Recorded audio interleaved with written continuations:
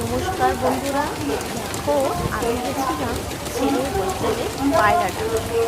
সেখানে গিয়ে স্টেশনেতে এত বৃষ্টি, আমরা বসে আছি এক জায়গায়, কত মানুষ দাঁড়িয়ে আছে।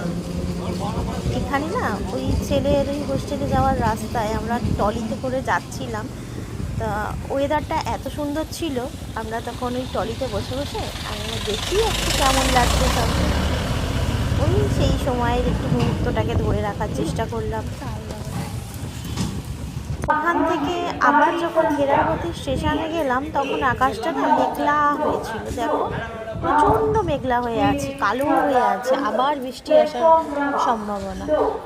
বসে আছি ট্রেন আসবে বলে, শিয়ালদা লোকাল যাব আর কি।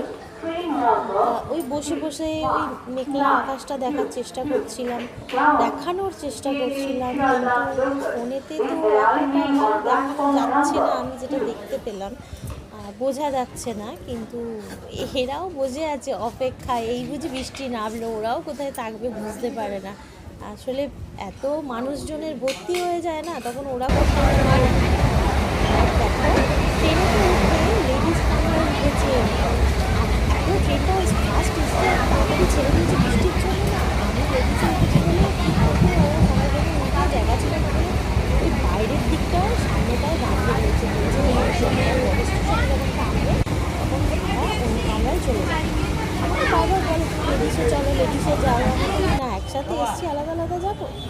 ওখান থেকে বেরিয়ে আমরা শিয়ালদায় নেবে ওখান থেকে নিউ মার্কেটে গেছিলাম। নিউ মার্কেটে ওখানটা করে একটু গিয়ে বসেছিলাম, মানে একটু টাইম কাটানোর চেষ্টা করছিলাম। টাইমতে এমনি সারাদিন কাটছিল, তবু একটু বসলাম, ভালো লাগছিল।